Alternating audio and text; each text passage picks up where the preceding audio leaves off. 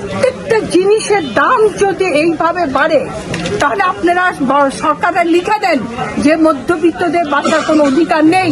উচিত বাজারটাকে বর্জন করি, বেশি না তো 2-3টা দিন করলেই হয়। আগুন ভাই আগুন, যে দাম বাজারে তো হাতই দেওয়া যায় না। যেই মাছ ছিল 400 টাকা কেজি, ওইগুলি এখন চাই 600।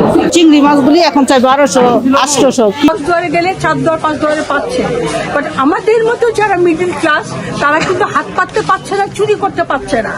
প্রত্যেকটা জিনিসের দাম যদি এইভাবে বাড়ে তাহলে আপনারা সরকারের লিখে দেন যে মধ্যবিত্তদের বাঁচার কোনো অধিকার নেই। এই কথাটা রাষ্ট্রীয়ভাবে ঘোষণা আসুক যে মধ্যবিত্তদের এদেশে বেঁচে থাকবার অধিকার নেই। আর যদি অধিকার থেকে থাকে সে অধিকারটা দিন যাতে নিশ্চিত হয়, কাইন্ডলি আপনাদের মাধ্যমে সেটুকু সরকারের কাছে পৌঁছাবেন। That's it. বাজারের পরিস্থিতি কেমন দেখছেন? ওই যে বললাম আকাশ চুম্বি, হ্যাঁ, না শ্যামরা কিনা ফুল রাখি বলেন। ব্রয়লার মুরগি যদি 200 টাকা, 220 টাকা, 240 টাকা হয়, যে মানুষটা 3 বাসা 4 বাসা কাজ করে খায়, ওর পক্ষে কি সম্ভব একটা মুরগির সাথে চাল আপনি কিনতে 75 টাকা 70 টাকা কেজি? মুরগি কিনবে না, চাল কিনবে না, মশলা কিনবে, ও কত ইনকাম করে? আমাদের মতো মানুষদের কত ইনকাম মানে? সরকার এখন কি করতে পারে? হ্যাঁ, সরকার একটাই করতে পারে, বাজার নিয়ন্ত্রণ। বাজার, আমি কোনো যুদ্ধ বিগ্রহ চাচ্ছি না, কোনো হানাহানি না, কিচ্ছু না। যেভাবে বাজারটা নিয়ন্ত্রণ করা যায়, দরকার হলে সরকারকে অনেক বেশি কথা বলতে হবে।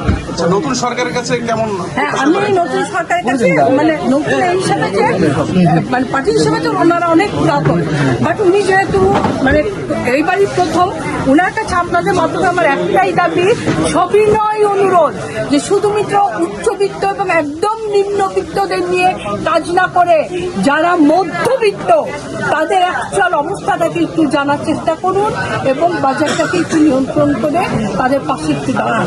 ইনশাল্লাহ আপনারা অনেক অনেক ভালো থাকবেন। শশা কিন্তু কিনি নাই, না শুধু লেবুটা কিনছি আর বেগুনটা কিনছি। লেবু কত করে? লেবু 80 টাকা কিনছি। এই লেবু তো আপনার কয়দিন আগে ছিল 40 টাকা খালি। সব মিলিয়ে বাজারে কি বেগুনের কি অবস্থা? বিশেষ করে আপনার বাজারটা আগুন হলো শশা, বেগুন আর তারপর হলো আপনার এই যে লেবু, এই জিনিসগুলো আগুন। সারা দেশে সারা বিশ্বে দাম কমতেছে, আমাদের দেশে এটাই তো আমার প্রশ্নটা এখানে। অন্য দেশে আপনার জিনিসপত্রের দাম কমে, কোনো অনুষ্ঠান হলে কোনো কিছু, আমাদের দেশে উল্টা আপনার দাম বাড়ায় দেয়। এটাই আর কিছু, খুব কষ্ট লাগে আর কি দেশে। কেন কষ্ট লাগে, মানুষ যাদের পয়সা আছে তারা কিনে খেতে পারতেছে, কিন্তু আমাদের মতো লোকে কিনে খেতে পারছে। যেমন আমি শশা কিনি নাই। শশা কিনতে এসেছিলেন? হ্যাঁ, কিনি নাই, কিনবো না। শশার বদলা কি করবেন? হ্যাঁ, অন্য কিছু খাবো। শশা খেতে হবে এমন কোনো কথা না, কিন্তু আমাদের উচিত, প্রতিটা মানুষ উচিত না খাওয়া উচিত, বাজারটাকে বর্জন করি। বেশি না তো 2-3টা দিন করলেই হয়, আর কিছুই লাগে না। 2-3 দিন যদি না কিনে কি হয়? কিছু হয় না কিনলে। কি বর্জন করতে চাচ্ছেন? শশাটা, শশা, লেবু। এখন বলতে পারো আপনি কেন কিনছেন? আমি কিনছি, আমি ট্যাঙ্ক খাই না। আমি ট্যাঙ্ক কখনো পছন্দ করি না, আমি ট্যাঙ্ক কোনো সময় খাই না। খাইতে পারলে কিনতেন? না, খাইতে পারেন, ট্যাঙ্ক আমি পছন্দ না, আমার পছন্দ না।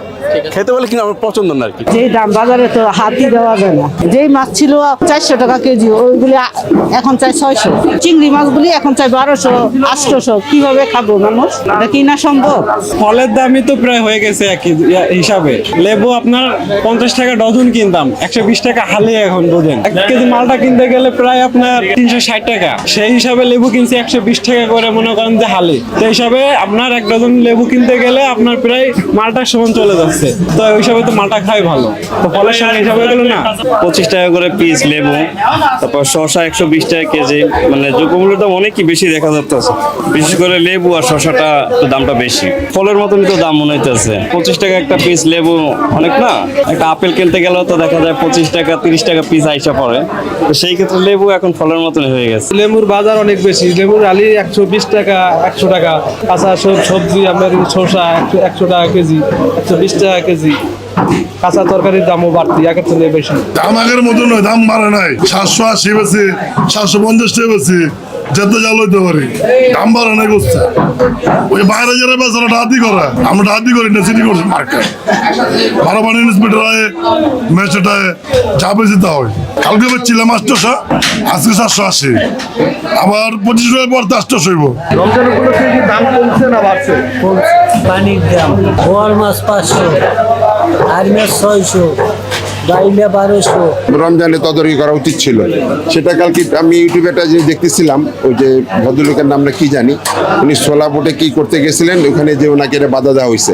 অবশ্যই এটা খারাপ ছিল, এটা হয়তো কখনোই আমরা আশা করি না। রোজা দেখা অন্যান্য রাষ্ট্রের মধ্যে সবকিছু কম দাম বেশি কমায় দেয় রোজার সার। এখন দেখেন আমাদের বাংলাদেশে হয়েছে কি সবকিছু বাড়ায় দেয়। সরকার এটা দেখা উচিত, দ্রব্যমূল্যের দাম বেড়ে যাচ্ছে, এটা কমানোর জন্য তাদের পদক্ষেপ নেওয়া দরকার। বাজার নিয়ন্ত্রণ না করলে এইভাবে তো বাড়িয়ে চলবে, মানুষের ক্রয় ক্ষমতার বাহিরে চলে যাচ্ছে, তথাপিও মানুষের কিনতে হচ্ছে বাধ্য হইয়া। এটা যদি সরকারের দাম নিয়ন্ত্রণ না করে তাহলে তো এইভাবে বেড়েই চলবে, আর জনগণ কীভাবে এটা মেনটেন করবো ফ্যামিলি। তো সুতরাং এই ব্যাপারে সরকারের পদক্ষেপ নেওয়া দরকার। এখন দেখলে এরা বাজার রেটটা একটু জাগাত নিয়ে যায়, আবার যখন আপনারা চলে যান তখন ওদের মতন করে আপনারা মনে করেন বাজারের রেটটা আবার ওদের মতন করে হয়। লেবু 120 টাকা আলি, কোনো জায়গায় 140 টাকা আলি, শসা কোনো জায়গায় 140 টাকা, কোনো জায়গায় 150 টাকা, কোনো জায়গায় 200 টাকা। মানুষ নিবে কি বলেন?